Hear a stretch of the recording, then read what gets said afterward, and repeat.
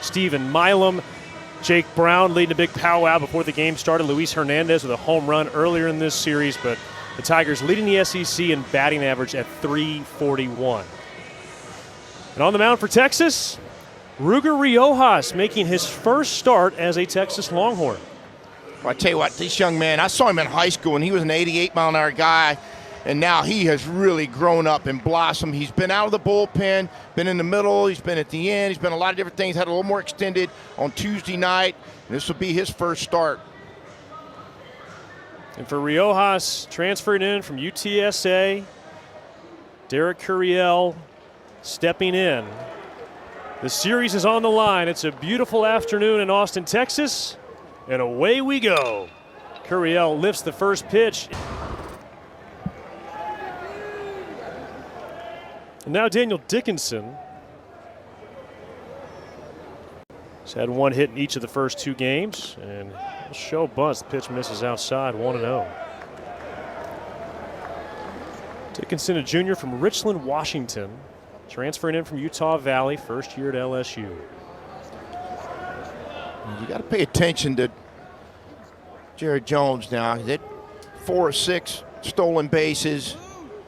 I mean, you think guys that big, oftentimes you don't think are, great base stealers. Not the case here for this young man. He can do it all. 6'4", 246. And Dickinson takes a heater inside, 2-0. Rios, two-time All-Conference at UTSA. This is just the third start of his college career, though. He's been almost exclusively a reliever.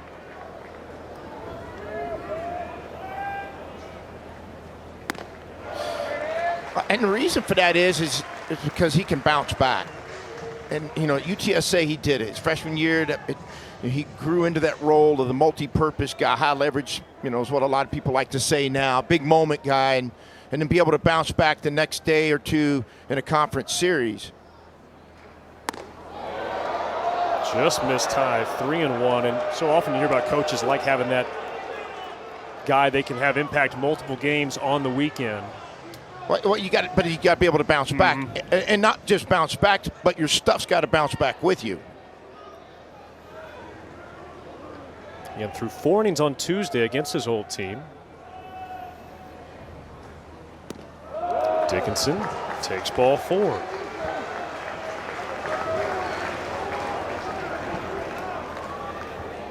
Rios hasn't walked many this year. That's just 6 in over 20 innings. I tell you, LSU does such a good job with their patience. Is one word to describe it. Discipline, another word to describe. Both these teams do offensively, and they don't give away at bats. They don't get themselves out very often. They'll chase some. That's the way the game is, but not as much as other teams. Josh Pearson jumps on the.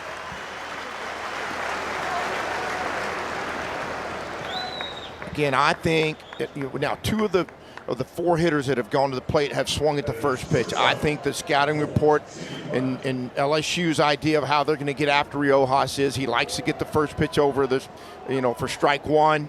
Be ready for it. If you see it, you like it, let's get your swing off and go. And Stephen Milam, monster, coming to the plate. He made some great plays in the field last night, didn't he? Man, he just showed off his arm, his footwork, concentration, all the above. Pulled the string on him. Strike 1 on Milam. Switch hitter out of Mexico. Out of Rios now, you're going to see a 94, 96 slider, curve, and now he's incorporated a splitter into his repertoire of pitches. 0-2. Milam trying to walk it off. He had some pretty big moments last year. His head coach, Jay Johnson, comes out. Has been even better this year in the start. Of course, he had a couple of big home runs in the postseason, a couple of walk-offs for the Tigers, but already 5 this year, hitting close to 370. I'll tell you what, it's a compact body. I mean, he's physical now. Let me tell you what, he may not be as tall as some other shortstops around the SEC or college baseball, but it's a compact swing. Does a tremendous job of being able to slide his hands inside to get the barrel to the baseball. And then certainly we already talked about his ability to defend at shortstop.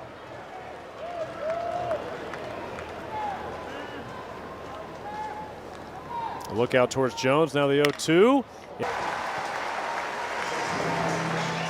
That was the biggest difference between game 1 and game 2 for LSU.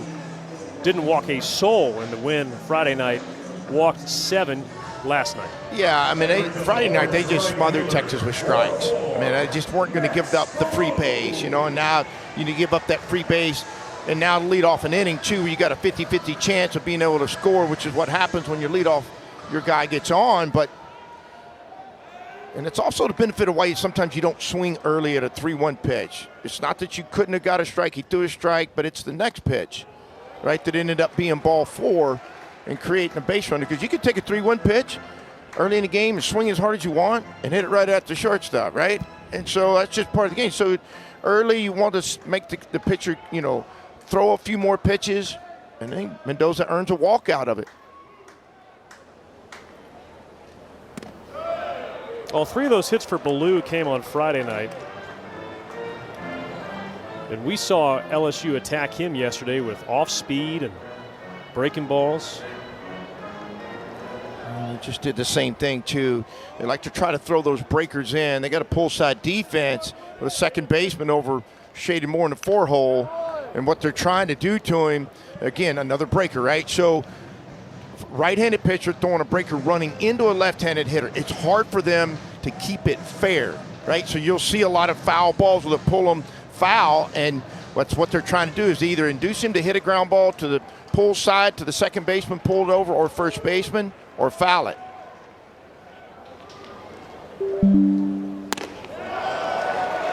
Fastball just above the zone at 98.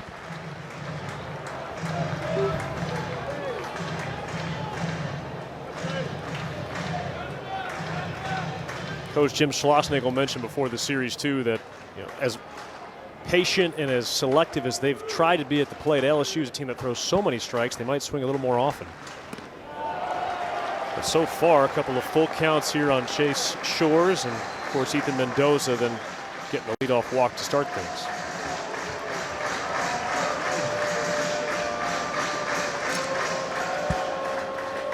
You consider starting Mendoza here? Well, that's what I was just saying. I mean, it's always possible. There he goes. Yeah, and that's more of a a hit and run. Mendoza was looking in the whole time. It wasn't like he was trying to get a great job. You want to make sure he goes to the plate. You don't want to get picked. And, you know, sometimes some coaches won't start him up all the time, because they want to have the comfort of, hey, let's swing at a strike right here. Don't feel like you have to swing.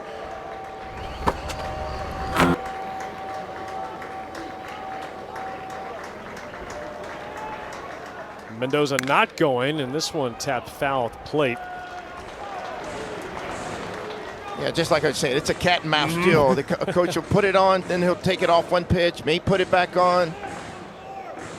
This is where it becomes important to know your hitter. You know, does he get sped up because the runner's going? Does he feel like he's got to swing because the runner's going, right? Or does he sit back and just read the pitch like he normally would if nobody was on?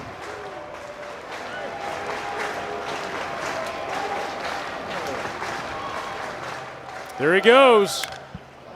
And Ballou bends this one foul. You were on it, Coach.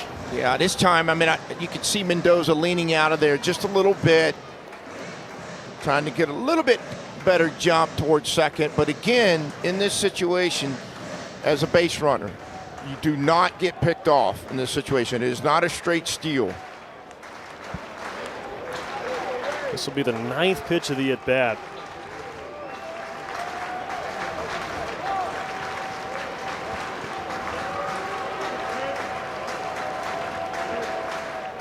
There goes Mendoza. Or a protective steal, getting Mendoza, the leadoff hitter, now in the scoring position.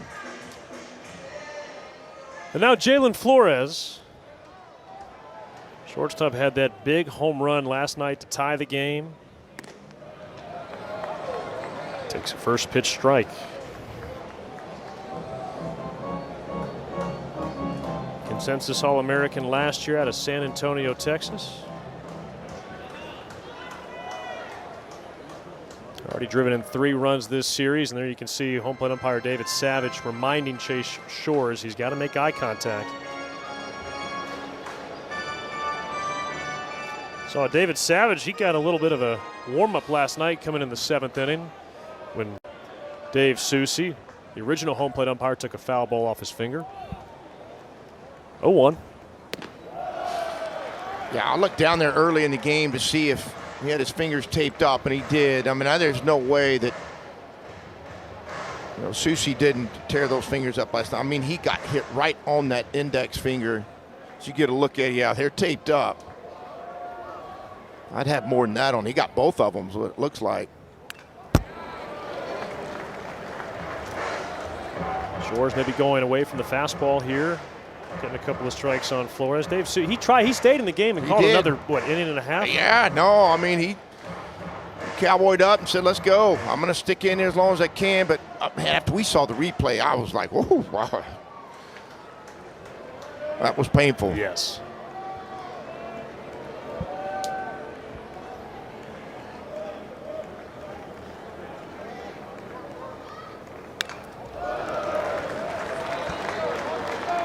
Back to the fastball. Both these teams swept their opening weekend series. LSU taking all 3 from Missouri, and then Texas sweeping Mississippi State, including a Sunday doubleheader. See the crowd on hand. After today's game, expected to have over 20,000 fans come through the gates over the course of this series. Well, that's 20,000 in the gates. Yes. Right? There was another, I don't know how many thousand that were outside the gates. You get a good look at it. Even yesterday, you see an occupied left field group out there that are always out there. But even yesterday, there were more tents even behind it. That young man has got lightning in those hands. He's got some of the quickest point A to B hands as I've seen for such a young hitter. Now, a guy's been playing varsity baseball since he was a freshman in high school, but that ball centered, kind of ran back into the center of the plate. Look how short and quick that swing is. And I tell you what, LSU got lucky. That ball hit off the top of the fence so hard that they weren't able to score Galvan. Texas, that was from first base, and normally on a double you would.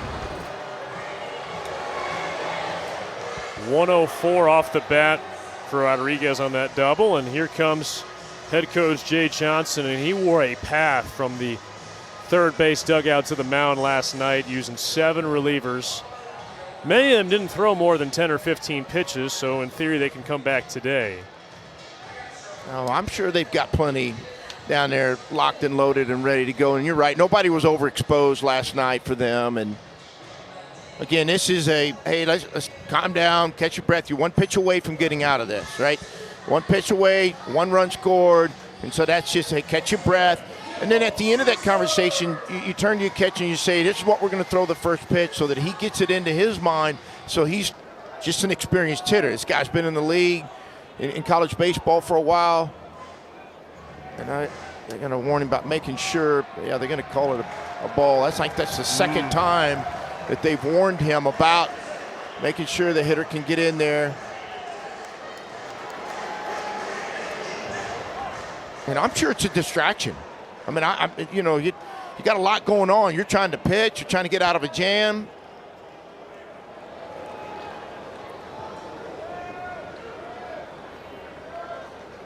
One pitch. Schussler can't check his swing.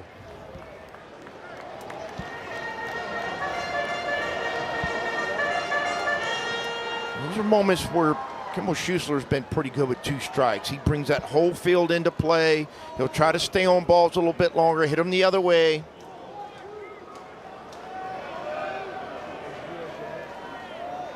One, 2.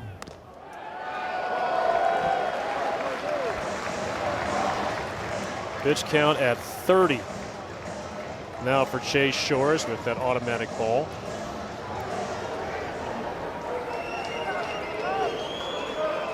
Right-hander pitching his home state, trying to get out of the first inning. Shores on Schussler. Full count.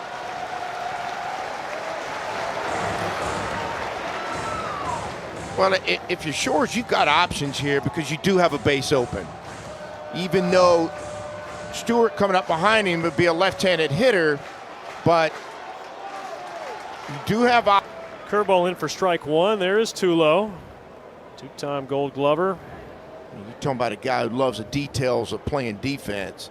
He not only did he as a player, but now as a coach, and has a tremendous understanding of every detail of fielding a ball, throwing a ball, anticipating a ball, ground ball. I mean, you just name it. I mean, he's lived it, and now he can communicate it to the Texas defenders. Not bad for an old dirtbag. Pulls the rug out from underneath Jake Brown. I tell you what, man, Coach Schlossnagle took the thing. Coach, you may want to let that 5-time Gold Glover take over that one, or maybe Troy needs to call him off. I'll tell you what, Rios went to a splitter right there, and that ball just got right in the hitting area, ducked its head, and just disappeared. First strikeout for Ruger Rios. Leaps ahead with a fastball at 95. So far, filling up the zone. Had that one walk to Dickinson, but he has not thrown a ball outside of that at bat.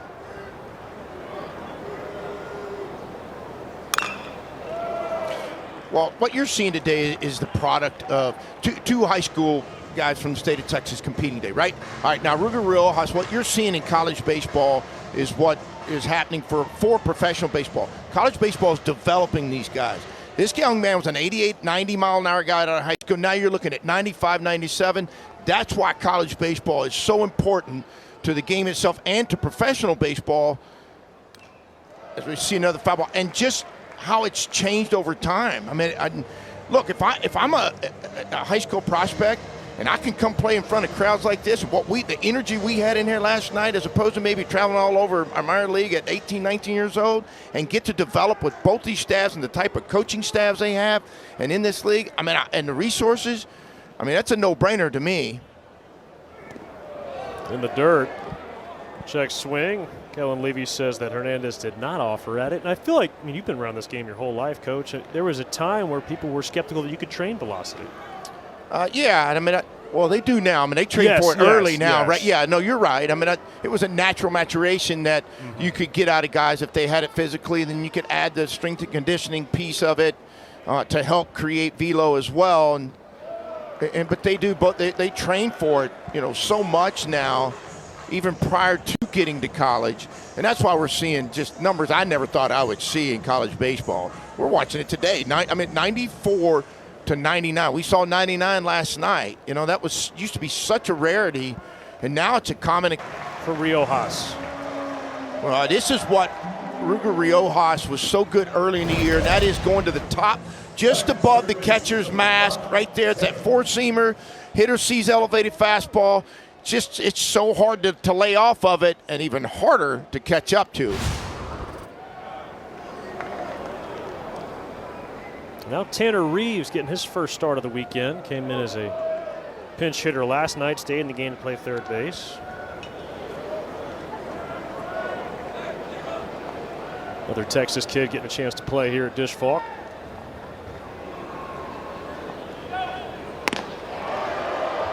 Just missed.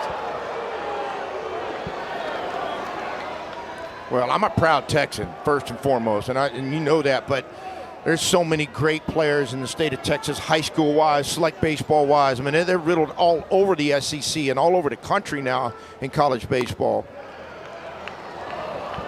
We were always thought of, and rightfully so, as a tremendous football state. And I grew up in a football home with my dad, who's a college and high school coach, but let me tell you something, baseball is real in this state. 3-0 on Tanner Reeves. There's a strike.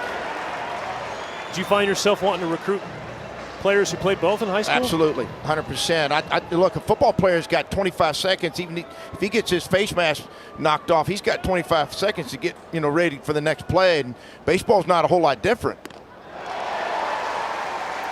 Rios comes back to fill up the count.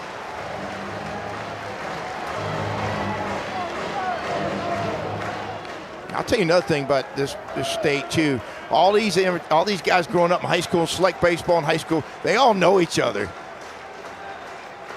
3-2. Spoiled.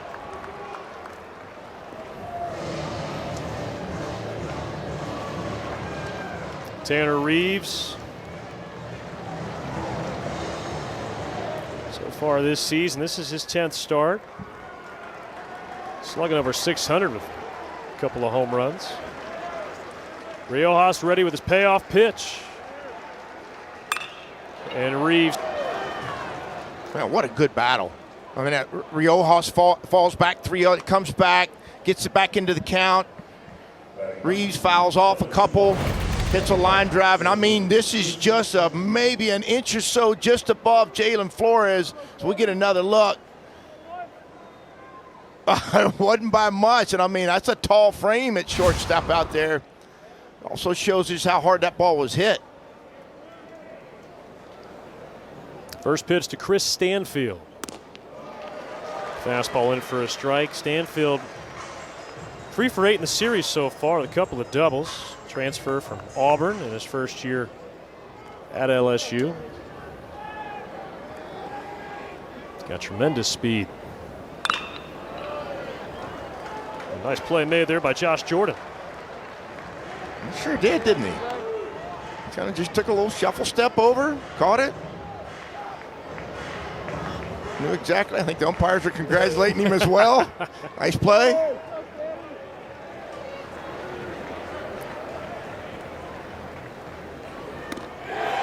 Ooh, just missed. Rios, he took a step towards that dugout.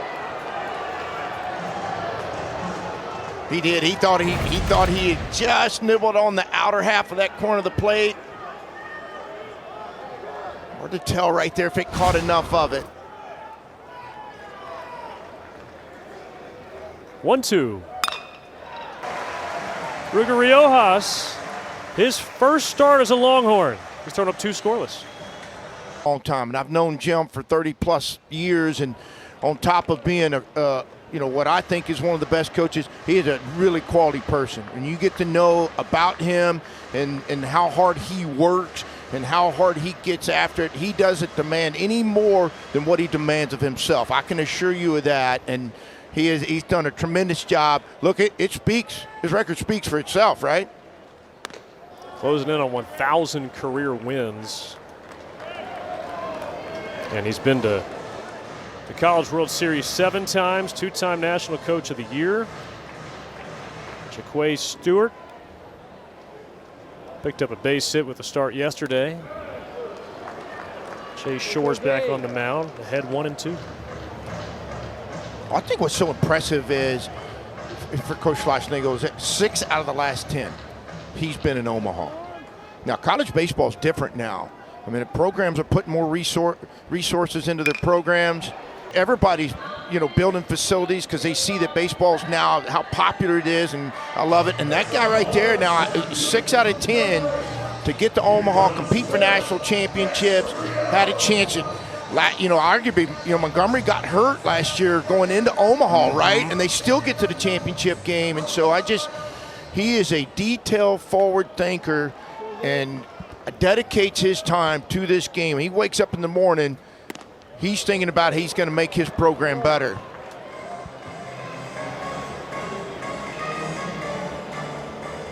And winning that first SEC series here at home over number 2 LSU, that would get the attention of the college baseball world. Well, it's a long grind. You'll hear him talk about you got to get to 15 wins in the SEC regular season. And then all of a sudden you're talking about hosting and all the above and what that means. And it's a long path. And it's not just about this weekend, not just about last weekend. I mean, it is a long, drawn-out path. And again, we were talking about at the beginning of this, your competitive endurance, right? Your competitive your capacity to be able to do it not only just, on a Friday night, Saturday, but on a Sunday, but all the way through the conference too. 0-2. Did you find there was a time in the calendar or the schedule where it felt like it became the hardest grind, late April, early mid-April. May? Mid-April. It heats up. The weather heats up. A lot of different things. Injuries start to come about. A little more, there's a lot more taxing to it. But really your body starts to wear down. But I would tell you this, what has changed dramatically, and UT Matt Couch, who's a strength conditioning coach, and Chris Martin, the strength conditioning coach at LSU. Gasparino pulls one foul, gave it a ride. They all, the better strength conditioning coaches understand now how to physically get their kids through the season. And it's huge. Nutrition, the strength conditioning part, that goes back to what I was talking about, how college baseball now develops players, in my opinion, even better than professional baseball because of what you're seeing out of these crowds and the resources that are paid towards, put forth towards these college programs. But it's a lot to it. We see another foul ball. In mid-April, and it gets hot. You start playing 90-degree weather, down south, you start playing up to, even sometimes in the great state of Texas, you'll find some spots that's pushing 100 on that turf.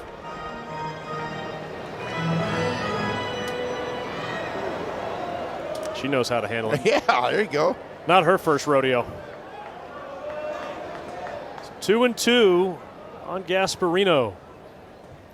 And he spoils that one foul. Speaking of player development, of course, his father, Vice President of Baseball Operations with the Dodgers. Yeah, his dad was a really good college baseball player himself. Went to the World Series with the Cowboys at Oklahoma State. He sure did.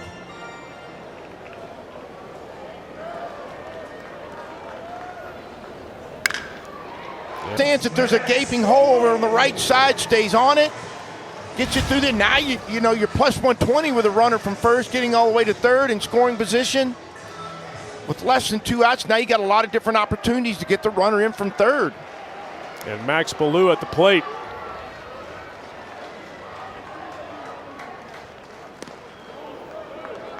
Takes the first pitch strike. That was a little sharper slider there. Well, they've continued to stay on the first base side of the plate to Ballou, going all the way back to even Friday night and certainly yesterday with the right-handers running that ball underneath him. You can see the catcher set up underneath him again.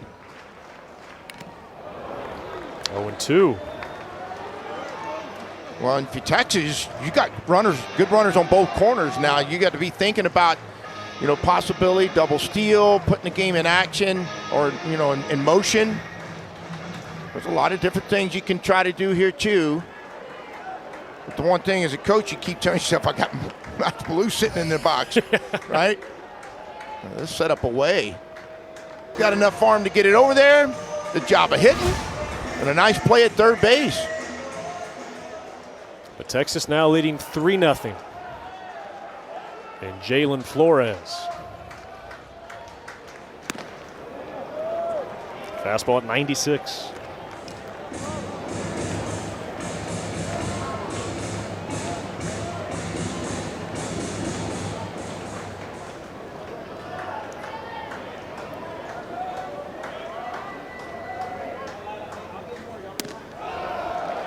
With Flores, he was a piece too, coach, that he could have signed professionally last year. He was a draft-eligible sophomore. But along with Rylan Galvan and Max Ballou, a number of talented players with the coaching change, they wanted to come back to Texas.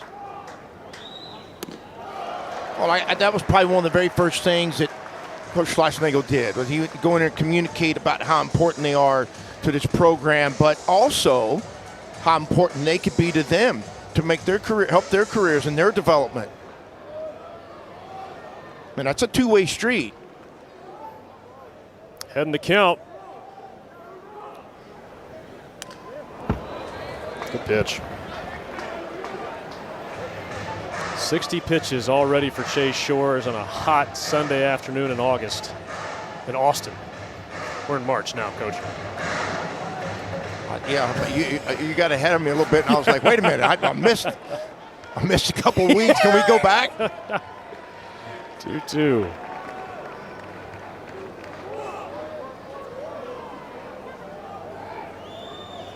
Shores fires. Texas adds a couple of runs, though, on 3 hits.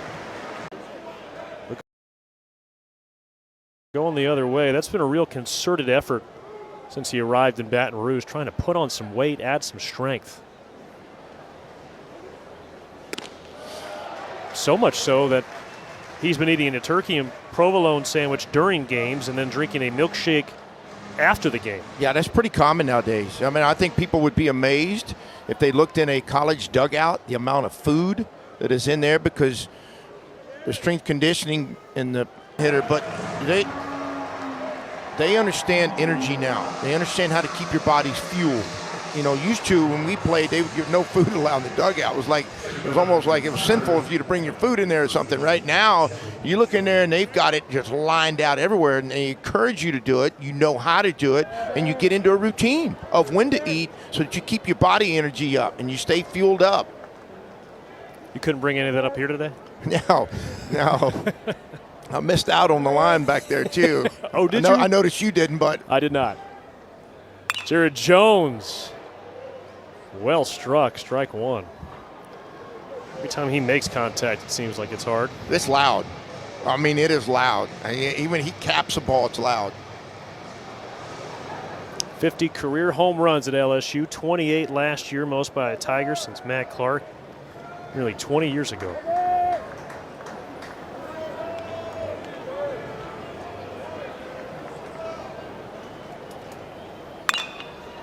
And Jones, Scott.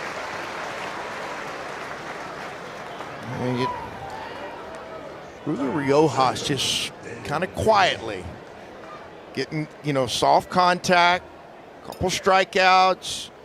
I mean, it's a couple ground balls, not creating any innings for himself, a hit batsmen and a lot of walks.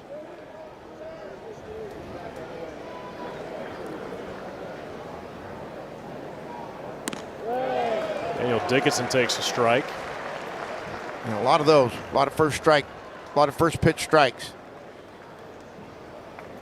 Yeah, he's thrown close to 70% strikes thus far. And 10 of 12 in first pitch strikes. And a bunt late, and Daniel Dickinson into second base. Well, he showed it the first time up. He showed a drag. And this time you can't just place this ball any better with a guy like Dickinson. He's got it. And that ends the third inning. 3-0, we go to the bottom of the third. A better start than he has. He's a great player. I've been recruiting him since he was in 7th grade, kind of under the old rules. So it kind of honestly feels like it's about time that he's here. But proud of him for withstanding professional baseball and those overtures and coming here and doing this. And he's developed a lot already, and he's only going to continue to get better. He's a true baseball player. How much has the strength conditioning department made and Chris Martin made for a difference for him? Yeah, huge. He's already put on 15 pounds, got him in the summer, more physical than he was. That was really the only part of the game that, needed to advance, and it's good for him to advance that instead of, 141 games, out to shoot. It's hard to do that for guys that sign out of high school. So happy he's here and really excited to have him here for the next couple years. Well, Coach, thanks so much for your time. I'll let you get back to it. All right, thanks, guys. Head coach Jay Johnson. Appreciate him joining us here on what is certainly a tense dugout on both sides with this series on the line today. Going back to Curiel and the strength and conditioning program, Jay Johnson made the point that if he was 25 pounds heavier, Curiel, he might not have made it to campus. Yeah, maybe. I mean, that's possible. I mean, professional baseball, when they start looking at the dynamics of, the physicalness of a young man and would he be able to make it, as you said, 150 games in a year and grow and get better? I mean, there's a lot to that. That's what I think of the beauty of college baseball and what it represents now, what it's doing for, not the players that come in there, but what it's doing, helping professional baseball. I think professional baseball now looks at college baseball and says, look, they got these unbelievable resources, coaches, development, everything they're pouring into it. let's let these guys go mature in these programs, and let's go when they're 21. Then let's go invest millions of dollars in them, right? I mean, because now we have a little bit more information, a little more data, a little more emotional information about, just how good they are.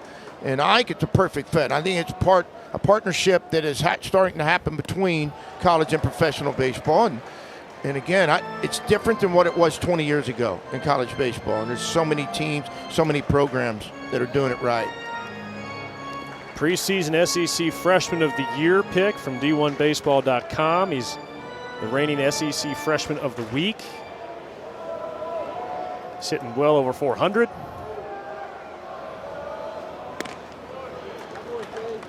He's never late to class. He's doing everything. Yeah, right. I like it. Well, discipline comes in a lot of different areas, and it's a great indicator. Somebody likes to take care of their daily business, their daily lives. And saw it off, but look at the strength from Adrian Rodriguez as he muscles it over the left side of the infield. He'll take it. He'll land on some balls in his career that'll be right at somebody. And so, trust me, when you get those, especially as you mentioned, right off your knuckles, and you still got enough juice behind it to get a base hit out of it, take it. He and Curiel have combined for 11 hits this weekend. Well, we talked about it. That's the future of these programs, and a good portion of the future of this league. Now Kimball Schuessler, in his 5th season of college ball, takes a called strike.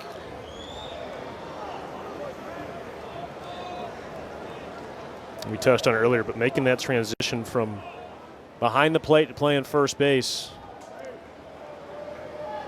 as Ron Washington put it, incredibly hard. I just got to check Ken Rogers, who's going to come in a little bit later on. I just realized this Georgia outscored Florida 40-13 this weekend. Ooh. And Florida obviously off to a rough start, 0-6 now. Looks like Kimball Schuessler's getting some tips from home plate umpire David Savage. Want to make sure he's getting ready on time. 40 runs. That's a lot of runs, obviously. And Georgia leads the SEC in homers. They can really swing it. Ball and 2 strikes. Yeah, they'll be here, I think, in late April, early May, if I'm not mistaken. Again, you already breezed by March earlier, and I missed half of March. 2 weeks. Next home SEC series will be Georgia. April 4th through the 6th. Well, you accelerated my mind when you told me I missed part of March, and so I just pushed right on into the end of April, right? Exactly. Hey, time it just keeps moving faster and faster, right? Yeah, I'll tell you, man. When you go through the calendar and you look at the schedule, and it's just like every weekend. Well, it's Florida. Well, then it's Georgia. Well, then it's LSU, and then it's just unreal. And there goes Rodriguez. Schuessler swings and misses, but it's a stolen base for Rodriguez, and that's the second out. Schuessler down on strikes. Yeah, and Jay Johnson's going to come out and ask to see if there was interference with a catcher. Schuessler swings and misses, and this happens a lot, and it is a little bit of a judgment call by the home plate umpire. Schuessler swings, and he does start to lean out as he swung and missed, but I personally thought the home plate umpire, David Savage, made the right call. I don't think that it impeded the throw. It cannot impede the throw. You see Schuessler start to move forward, can't be any contact, and can't impede the throw. I thought it was the right call. I certainly don't disagree. If I'm Jay Johnson, I would go ask as well. So with 2 down, here's Jaquay Stewart. And ball 1.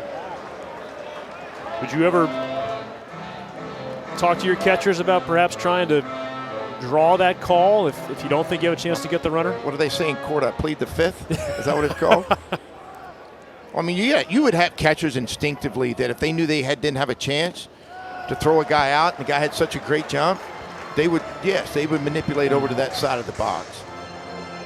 Now that's hard to do. You got to realize it's bam, bam, and there's a bam. I mean, you know. Kind of like if you're trying to fake a hit by pitch. I mean, you got to be pretty quick. And that'll end the third.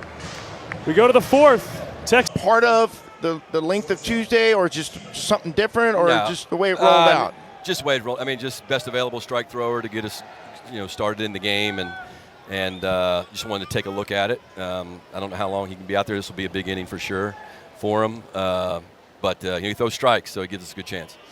How about the conditioning of your team right now? Because it's such an emotional Friday night, such another emotional Saturday night. Then quick turnaround today because it was a night game last night. How important does the strength conditioning come into play for your guys? Yeah, I mean, huge. Today's game is built in the weight room. Like you can be short, but you can't be weak, and you got to be able to move the weight around, and you got to make you strong as a player and perform well and stay on the field. Now he's throwing 2 balls. Talking to you guys. Well, Coach, we'll let you go. Thanks for your time. All right, see you. I'm going to lay that one off on you. I'm going to say it was your distraction. They got it to 2 balls. That's all right with me. He did try and make one play earlier today, though, on Tulo, huh? He did. 2-0 on Stephen Milam.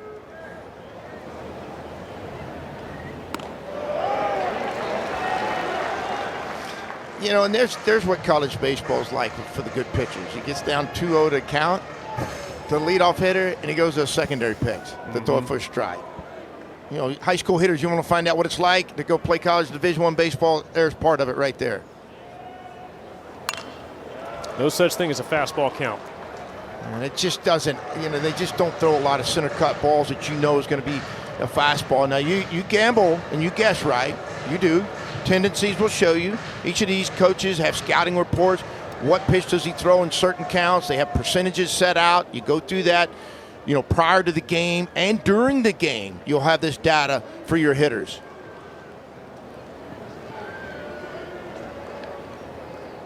Two on Milam. And a full count on Monster.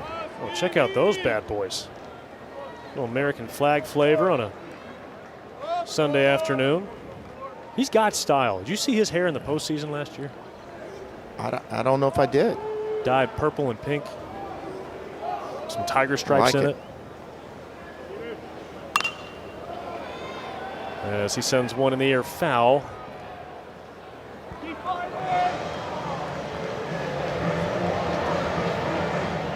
Yeah, there's some really, if you've never experienced being in a dugout, there's some really cool stuff that happens in there. I've often said I wanted to do a documentary on the dugout because it's got its own life form in there. The different things that go on in that, people would be absolutely amazed at some of the things that happen in a dugout, and particularly in a college dugout. You thinking pay-per-view for that? Oh, man, I'll tell you, I just think it'd be a hit. So 4 strikeouts now for Rios. Closing in on 50 pitches. Here's Jake Brown. Struck him out on 3 pitches. There's ball 1. That to me looks like that splitter. That ball's going straight down. It's got pretty good depth to it. Comes the 1-0. A little more of a hump. Well, if you're going to start a guy off with a secondary pitch and you miss with it, you've got to be willing to go back to it and have the confidence to go back to another type of secondary. Those hitters will start going. If you miss a secondary, they'll start guessing heaters on that next pitch. Reeves made that play look like it was routine, which it was. Not the one he had to make early where he had to dive and get up and throw back across the diamond. Young man's familiar with a lot of these guys, too, playing this baseball at Blaine College. And Dusty Hart, the head coach there, they won a national championship last year in junior college baseball. And like we were talking about the Texas high school players, the Texas junior colleges in the state, the number of players that go to the SEC school, Big 12, all over. I mean, the junior college, space is really good. I'm going to tell you what, they got a lot of good coaches, a lot of great programs. Ethan Mendoza, a product of Bedford, Texas. grew up a Longhorn fan, always wanted to play here. I'm sure the story's been told a couple of times when he was in that regional with Arizona State. And facing Texas A&M, he already felt like he was competing for Texas because he was facing A&M and had a great series against Coach Schloss's club. 2-0. When he played him at Globe Life that week, I mean, he was the best hitter in that lineup, and they had some good-looking hitters in there.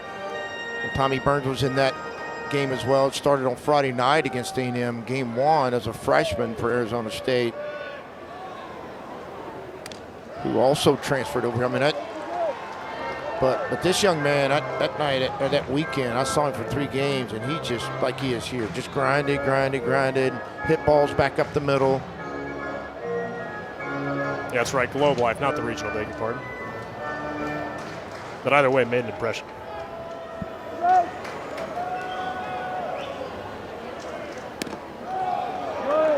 And there's strike 2. Well, that's been a tough pitch to hit. But as a leadoff hitter and a guy with a high on-base percentage, you'll take that pitch. You're not afraid to go to full count.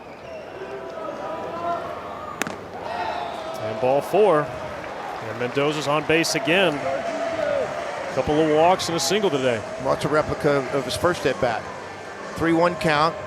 Doesn't get excited, doesn't try to hit because it's a 3-1 count and you feel like it's an offensive count. You got to swing the bat, doesn't. Takes an edge pitch, right? A tough pitch that would have been to hit. And he gains a walk on the next pitch. Extends the inning for Max Ballou.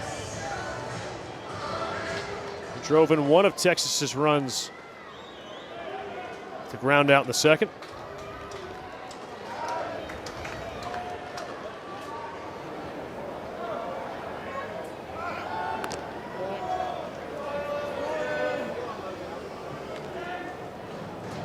See Michael Cantu coaching first base. Great player in his own right here at the University of Texas. Parking lot. So 5-0. And here's Jalen Flores takes a strike. And look, we were just talking about opportunistic. One of the opportunities was created by the at-bat before with Mendoza not swinging at a really tough 3-1 pitch, taking it, willing to go and take his walk to set up that opportunity for Ballou, and Ballou takes advantage of it. And only 2 walks today for Shores, but both of them have come across to score.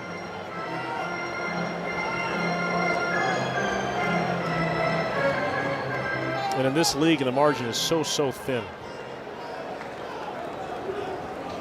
Okay. 0-2 from Shores. Flores stays alive.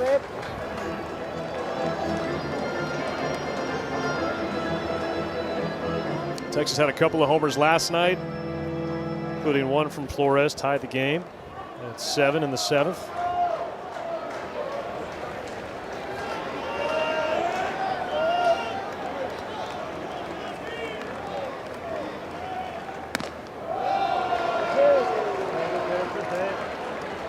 Fastball still at 96 for Shores as he's closing in on 100 pitches.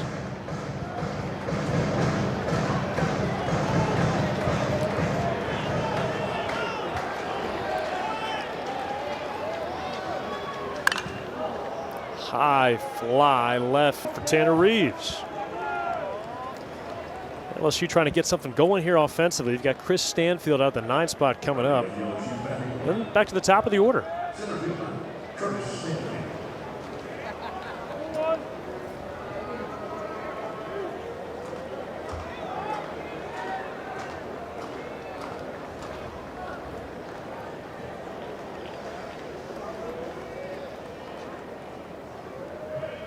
First pitch to the center fielder. It's taken for a called strike, and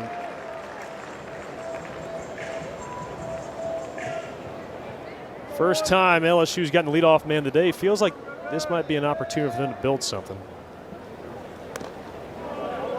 Especially with Rios about to start that 3rd trip through. Well, yeah, that's true. And you're talking about a team coming into the weekend, we're hitting 345. Now it's going down to 341. But, yeah, one of the more prolific lineups in college baseball.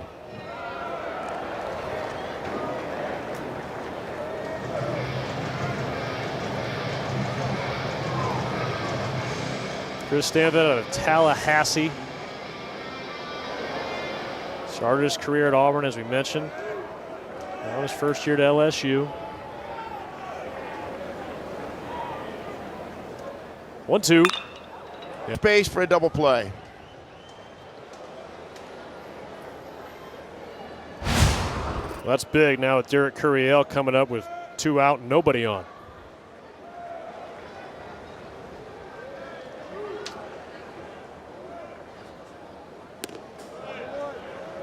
And ball 1 on Curiel. It's 18th double play Texas's turn this year. First this weekend.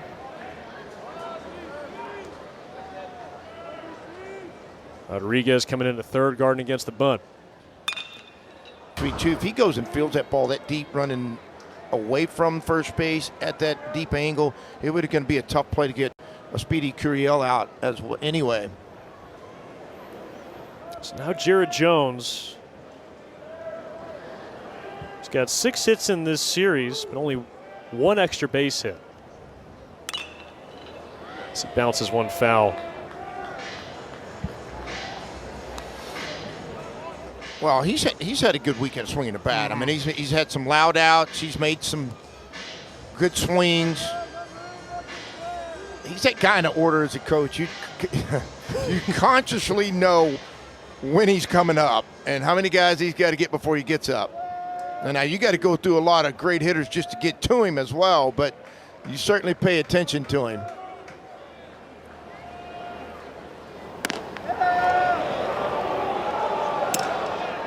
Eight home runs this year, leads LSU more walks than strikeouts, which is a considerable improvement from where he's been over the course of his career. And a 1-1 count with 2 down. So Rios flips one over. Here's a look at Jones in SEC play. SEC ranks, I should say. Leads the conference in hits. Top 10 in nearly every other category. You round that up, he's in the top 2. You take the averages of all those. And off the end of the bat, he stays alive.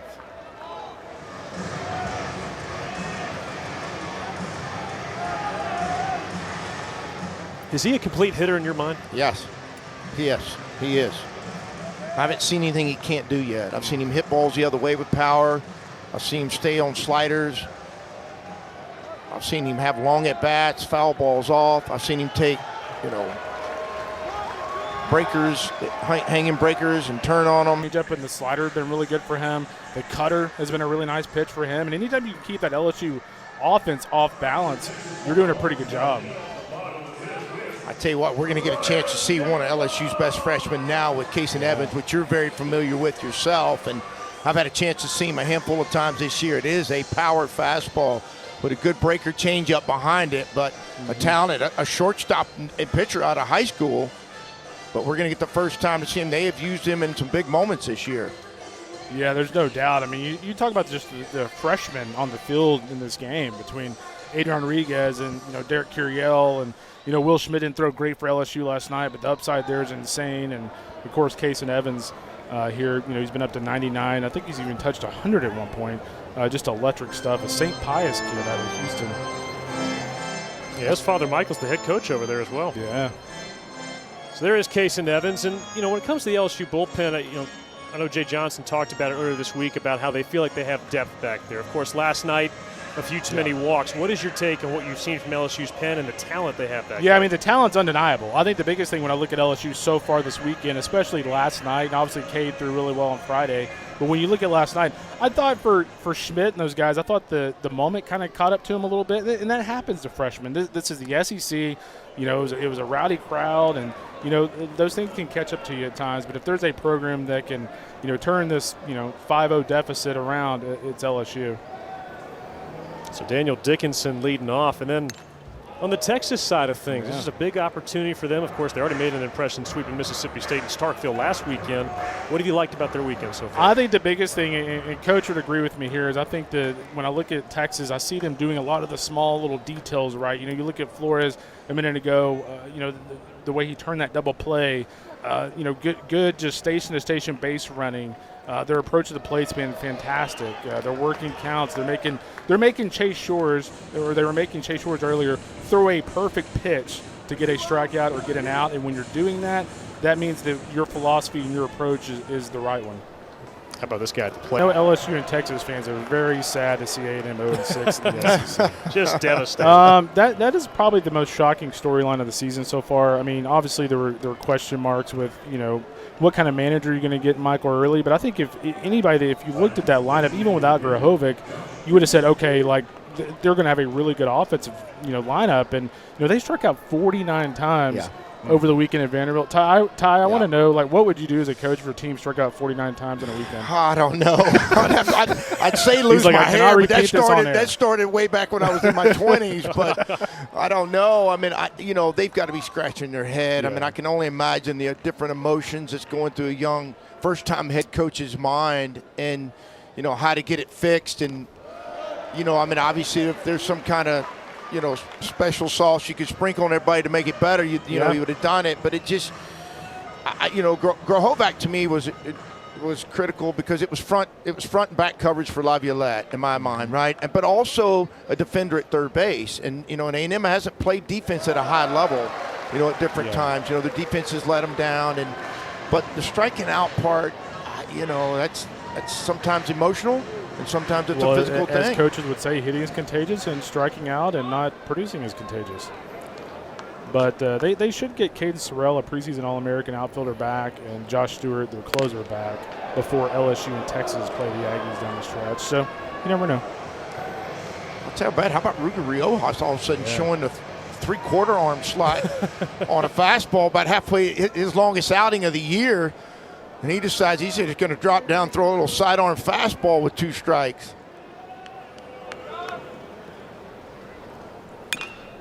Pearson stays alive. I'll say this, and Kendall, you know that you know how much I love college baseball and how big a part of this has been a part of my life forever, and how much I enjoy it and the growth of college baseball and where we sit today. From where I was as a snotty-nosed freshman in the 80s here at this ballpark, and just how unreal college baseball is. And I know there are very few people who love it as much as you do. And what D1 baseball has done for college baseball, hand in hand, has been unreal. Started about, 10 years? It seems like it's been like 20, but it's been 10 years, and it's kind of turned into something we never really thought it would. So it's been a ton of fun. I mean, we're not that far removed from not having every conference game streamed in a lot of these big leagues. There's no doubt. I still remember following LSU games and stuff on the old school live stats, and that was the only way you could even follow the game. And if somebody unplugged the computer, the live stats would freeze in the 6th inning for 3 hours. So we've come a long way. Ethan Mendoza was ready to fire home. Well, that's it. Yes, he does a good job. Blue does going over and cutting it off and getting it in. And when you're chasing 5 and with only 1 out at home plate, and now we're going to see a visit from Max Wiener. Again, this is the longest, outing for Ruger Rios, and on top of that, hadn't thrown 56 pitches on Tuesday, and I'm sure they're going out to discuss that, talk about all those, and where that sits. I'm sure that's also going to get Texas's bullpen moving at this point too. I'll tell you what, Monster Milan gets that big hit there, but how about his defense this weekend? He's been sensational defensively, and that was kind of one of the question marks with LSU's infield coming into the season was can Monster Milan play shortstop at a very high level? And man, he's been ultra impressive. He had a couple plays, I think it was the 6th inning last night, that jumped off the page. Yeah, he closed in on a bare hand, then he went into the 5-hole and made a deep play and had to reset his feet. Then the ball he juggled, and then gets back and sets his feet and throws a laser to first base. One of the biggest opportunities of the afternoon for LSU offensively, and here's Jake Brown. Fouls it off, strike 1. What's interesting about where we are right now, I think if Rios let that ball go that was hit to him, I think they turned the double play. They had two defenders in the middle of the field. Now, you can't tell him to do that, but I think if it had got through, it would have been a much easier, or not much easier, a little more timely double play for Texas.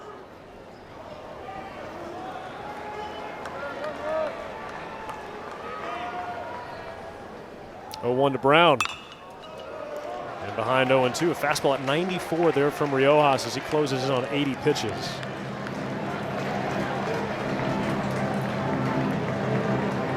Yeah, you know, you go to how many ballparks a year? Too many to count. There's about 300. Is there such thing as too many? I tell you what, yeah, here they come.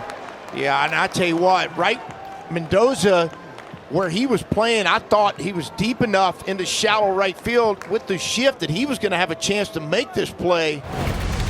We'll get a look right here at the swing.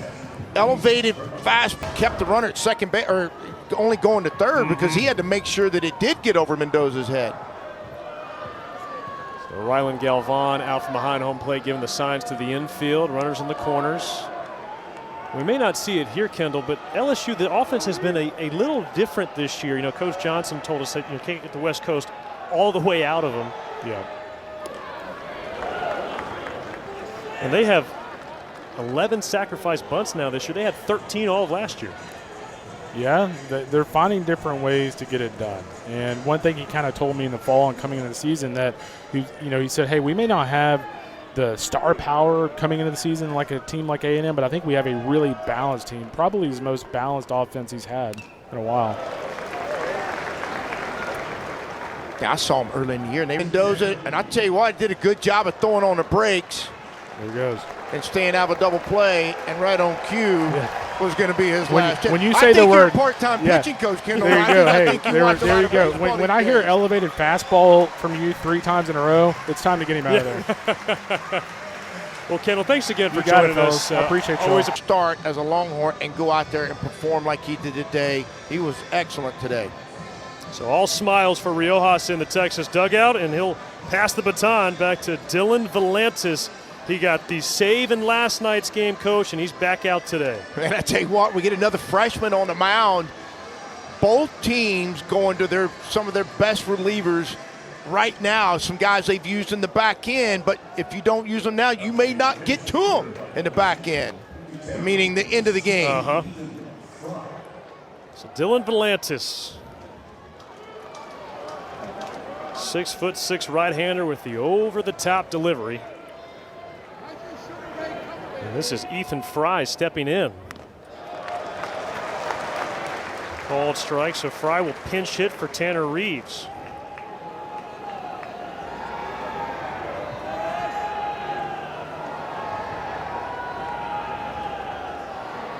Waiters in the country, I mean, at all times, just unbelievable young man, and he has done a lot for the programs, not only as a player, but as a coach now. And I'll tell you what, he's one of the best in the business. So Nolan Kane coaching third, Will Gasparino at the plate. Kason Evans returns for another inning of work. Tell you what, he looked sharp there in that fifth. Struck out the first 2 hitters he faced. I mean, it's 94 to 98, and then he backs it up with a curve or slider and then a changeup too. And well, he is an athlete. I mean, shortstop in high school as well. One thing about having an athlete on the mound, they can repeat. And normally the ability to throw strikes is a little bit more common for them. They don't get themselves out of sync. They stay in a good delivery, good windup, timing, everything that goes into being able to throw later. But again, if you don't get him in now, you may not get to the back end of the game and let the game get away from you. And so far, he's come in there. You see just how electric it is.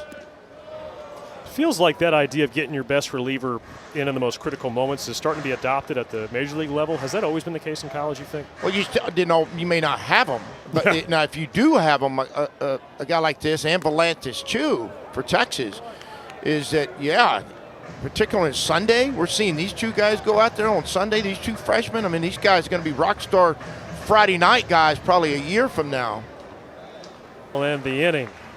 Last time Texas won a series against number 2 or higher, it was against LSU. Heavyweight 15-round, fight, it seemed like, boxing match, and who was going to be able to come back out on Sunday and have the same kind of energy. And I mean, we got, I think we got a little technical issue with Riley Galvan, but with the energy and the crowd and it's just been unreal. I mean, outside the stadium, we talked about it already, and how many fans, LSU fans, and then as you see there, that Occupy left field group who's out there every game. And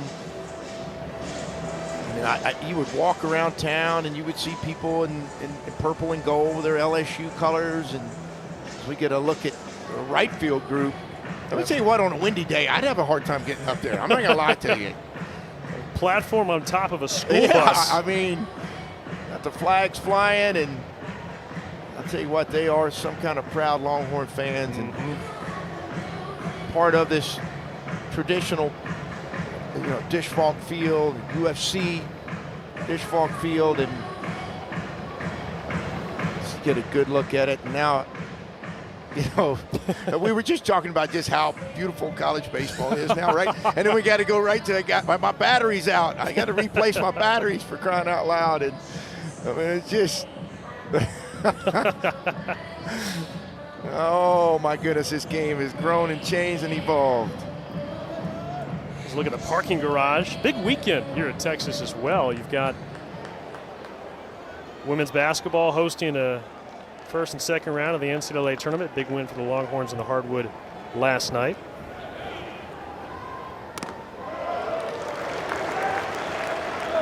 I'll tell you what, Vic Schaefer's got women's basketball program playing at a really high level for the Lady Longhorns. Dylan Valantis on the mound. We reminisced if we didn't mention softball pulled off a sweep over Auburn today, their first SEC Series sweep over at McCombs. It's fun to hear that you can hear it all the way from McCombs Field when we're sitting here. We can hear the crowd over there across the street, which would be right center field. I referenced this last night. There is a good look at it, McCombs Field. Right over the scoreboard in right center. We could hear that crowd all the way over here when they walked it off yesterday. And I was mentioning this yesterday about so many strikes, angle fastball, breakers, but just such command in the strike zone. 6'6". He was 5'7" as a high school freshman, Ty. And then by the time he got to his junior year at Westlake High School out in Thousand Oaks, California, he was 6'6". That's a growth spurt. But you know what's unusual about that? A lot of times when guys have growth spurts like that, there's an awkward stage in there for them to catch up with their length of their bodies. It's something new for them. Stanfield holds up.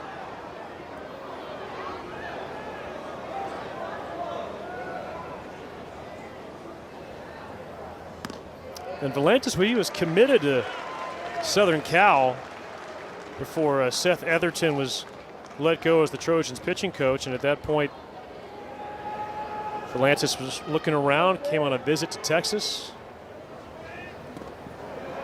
Liked what he saw, and by the time the plane landed back in California, they said, we're going to Texas. Called Coach Schlossnagel as soon as they got off the plane. Well, I'm sure it made Coach Schlossnagel's day and night. 2-2.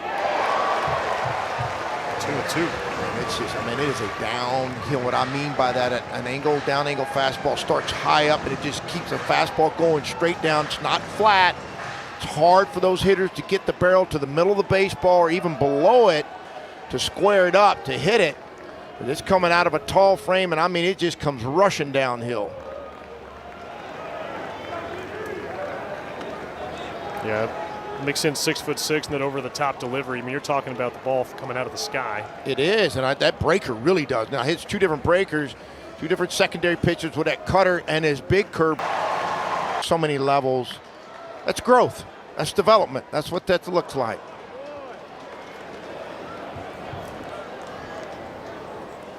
We're not talking about a hitting streak. Talk about a homer streak. A homer streak. 0-1. Facing Case and Evans. He's been airing it out here. 0-2. I mean, you said it earlier. It just looks like a future Friday night starter at LSU. Yeah. I mean, it's an electric fastball. Breaker changeup rolling in behind it makes it hard on you. You can't settle in on just going up there trying to challenge yourself to catch up with a 97, 98 mile an hour heater. 4 strikeouts now for Evans and 2 1/3. Tell you what, it's a clean delivery. He does a good job of attacking that breaker. He doesn't give you, as a hitter, anything that makes you think he's about to throw something off speed. I mean, he just really gets after it and rips that breaker. Trying to hold the Longhorns right where they are. We saw Dylan Delancey and Derek Curiel, an all-freshman matchup. Now we got Case and Evans and Adrian Rodriguez, a couple of special first-year players.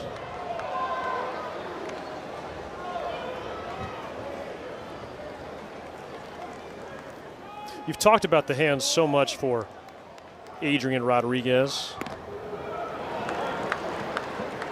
Did anything else jumped out to you in the month you've watched him? Yeah, I mean, his perseverance at the plate. You know, his first 4 at-bats for Texas at Globe Life were not something for him, and he struck out, I think, 3 times, maybe 4, or no, 3 times, then hit a weak ground ball to second, and then in the 10th, he hits a homer.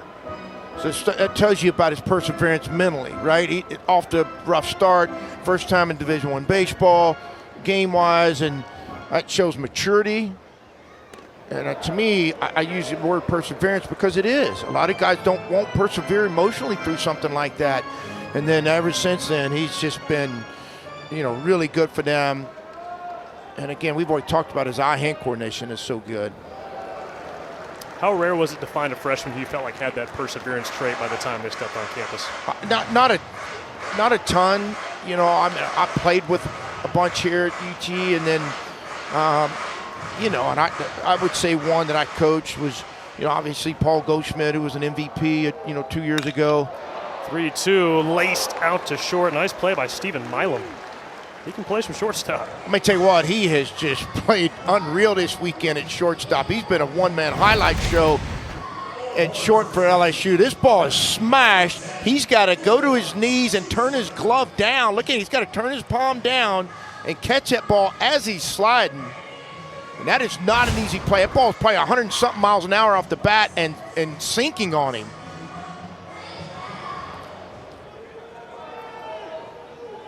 Paul Goldschmidt was pretty good, though.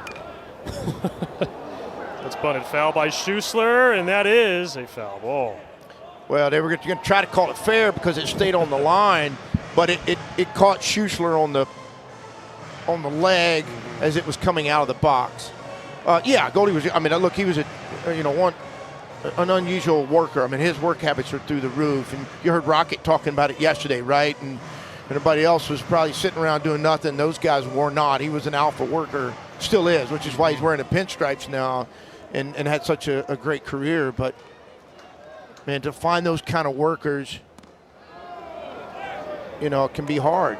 I mean, and guys that love the process, really love the process. Well, these young hitters and young players on both these teams must, for them to be where they are playing in this game today. Swing and a miss. Ball and 2 strikes on Kimball Schuessler.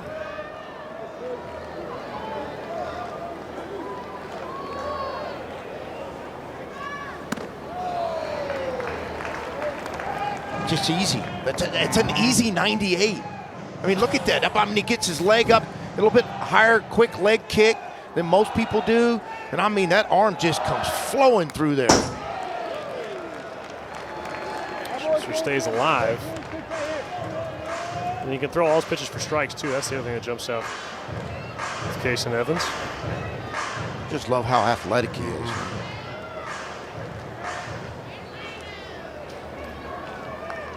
Came on in the 5th inning. Across the diamond And it's another 1-2-3 inning. Case and Evans this time. We go to the. Do I think he's a complete hitter? I do. He just can do so many things, and he brings the whole field into play, meaning from right field all the way to left field. Swing and a miss on the first pitch from Volantis. And you were talking about the way college baseball can develop players. I think Jared Jones is a prime example of what you were talking about. The hitter he was in high school versus the numbers he's put up and how he has developed here in the SEC. I mean, almost just a different prospect. It's a tapper.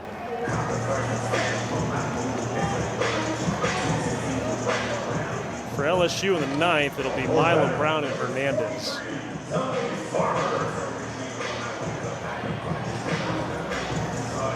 First, Tommy Farmer.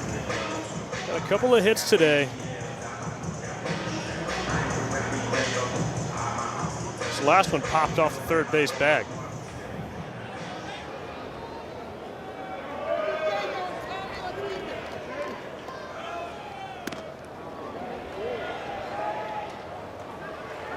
Farmer didn't go, ball one. Well, as we get towards the finish line, still 3 big outs to get in the ninth inning. Have you learned anything about Texas or LSU this weekend you didn't know, say, 3 days ago? Yeah, I mean, Coach Johnson, I'll answer that. Coach Johnson going out to argue the fact that he felt like Farmer had attempted to bunt at the ball. So it becomes a check swing. I tell people all the time, the most controversial play in sports is a check swing. And this wasn't, but it was off of a bunt. So they appealed down to first base. First base umpire, Kellen Levy, decided that he said, didn't think he went. Coach Johnson going out to plead his case. So back in the dugout. Yeah, pretty clearly some of that ire is directed towards first base umpire Kellen Levy. Here we get a chance to look. I thought he pulled the bat back. Well, this is a better view right here. Side view. I mean, again, I've seen more coaches thrown out and players thrown out for check swings.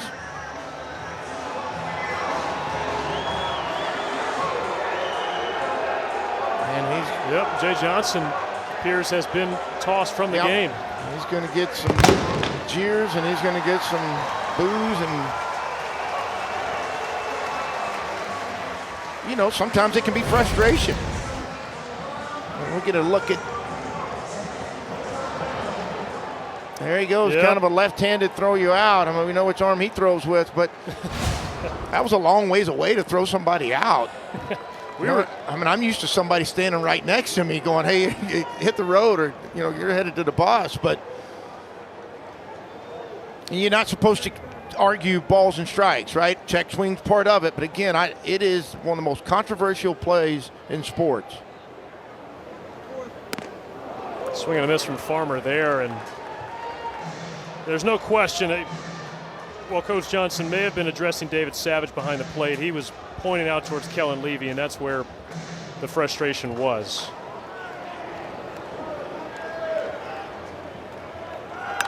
And there goes the third. Well, what looks like a run and hit or a hit and run.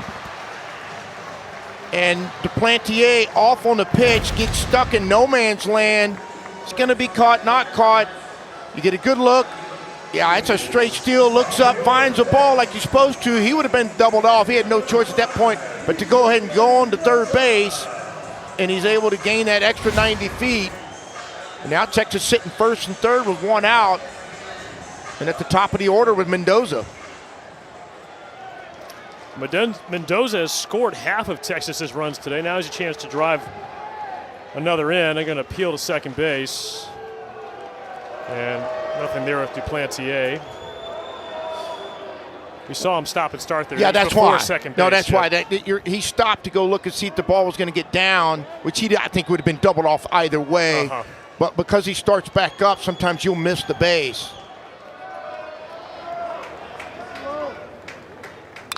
Mendoza bounces one foul. And what I mean by that is you turn and you look for the ball. and it just takes you out of your normal running rhythm where you would be running around, going to second, look at the bag, touch it with your right foot or your inside of the bag with either foot. At that time he was watching the ball, and sometimes guys will skip over because they're out of rhythm, out of their running rhythm. Good work by Jaden Duplantier on the bases. 11 hits so far for Texas today.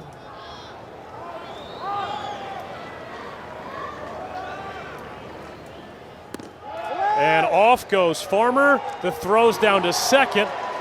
Farmer is safe, and Duplantier holds at third. I'd like to take a look because I think this is a delay steal. It's a double steal. Similar to what LSU did 2 innings ago, right, with a first and third double steal. And now I think they want to go check and see if he did tag him at second base. LSU is challenging the call of safe at second base. All right, so they're going to go check and see to make sure if Milam may have touched Farmer. So we're going to get a second look at this. You saw Josh Jordan challenging the call, acting coach now with Coach Johnson. Yeah, you see him shuffle out 3 steps. You shuffle out and you kind of hesitate, then you go, and you make the defense make a choice. So they're going to cut the ball off in the middle of the field, protect the runner at third. I don't think he touched him with his glove. He might have made contact, but I don't think. But you put a lot of pressure on the defense. But with Milam having such a good arm, even though I do think it'd have been a tough play for him. Did he hit the helmet here? Man, that's closer, not way closer than I thought it was. I think he might have. Well, this Hawkeye thing is unreal, right? Talk about evolving the game. Well, Milam asked him to grab. I mean, he gave him what's become the most universal sign in sports now, both hands on the ear, right? And to go take a look at it. I thought there was contact prior to him really catching the ball, and the glove was beyond him. Like it may have gotten the elbow or something. Yeah, but not the glove. Yes. They're taking a look at it in Hoover, Alabama. God.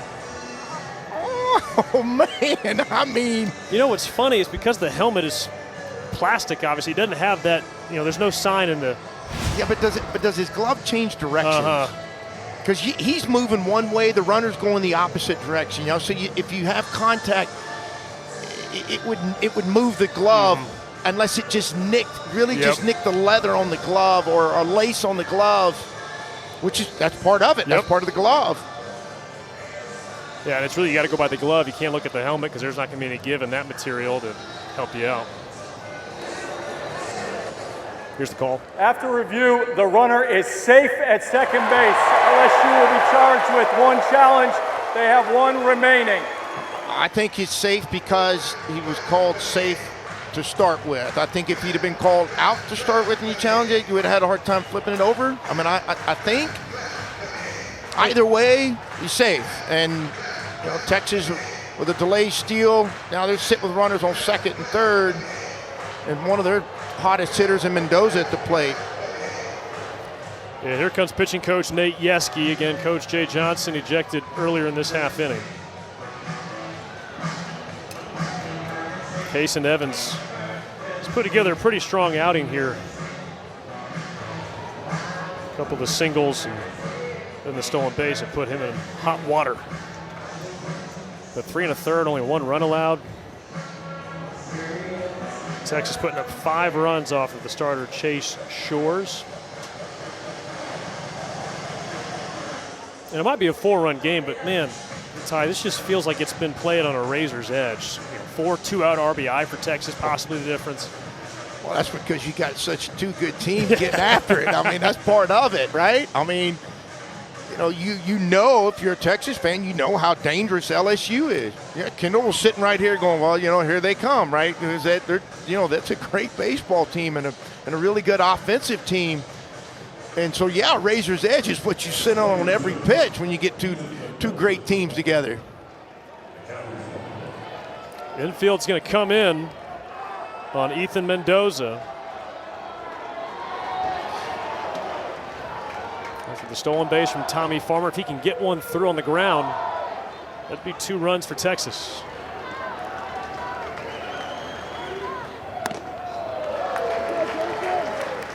Two and one. Well, you got to bring them in. You can't afford to give up any more runs if you're LSU. You've got to try to cut the ball off at the plate, or cut the runner off at the plate. Nice spot. 95 there.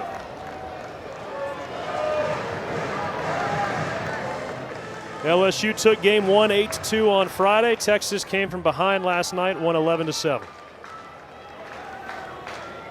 They've led since the end of the first today. And now a full count on Mendoza. While first base may be open, you've got Max Ballou on deck, who's driven in 4 of Texas's 6 runs. Where will Evans go to in a full count? LSU's final out.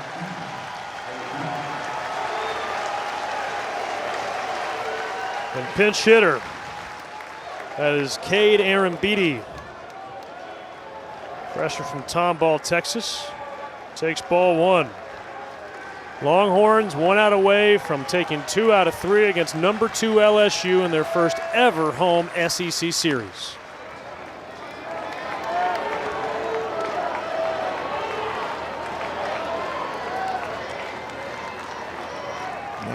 Aaron Beatty, a freshman who was on the state championship Tomball High School for Doug Rush here in Texas a year ago. Yeah, he was the Texas Player of the Year, or the Texas Gatorade Player of the Year. MLB.com called him the #1 catcher in his high school class.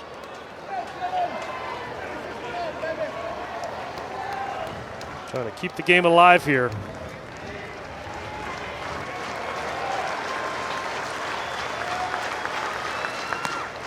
A 4-pitch walk. Well, with the command that Volantis has showed so far today, that was the last thing you expected. Well, it is, and he may have been a little bit excited after the catch Farmer made in left field, and knowing he's 1 out away. Sometimes you can get ahead of yourself emotionally, and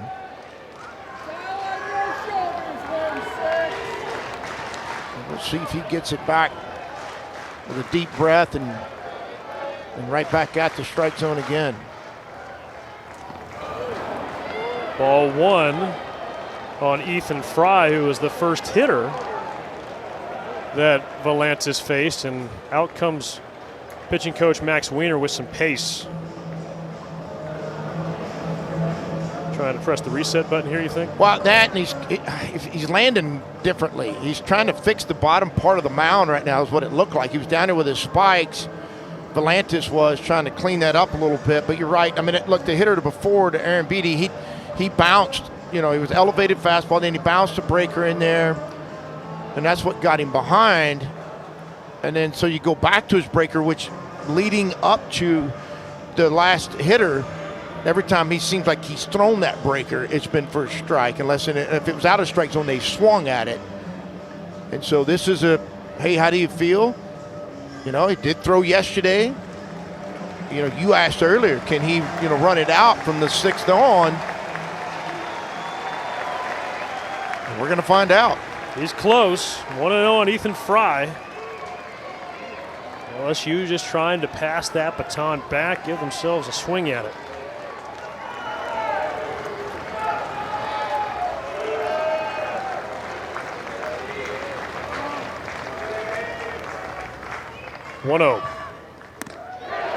There's a strike.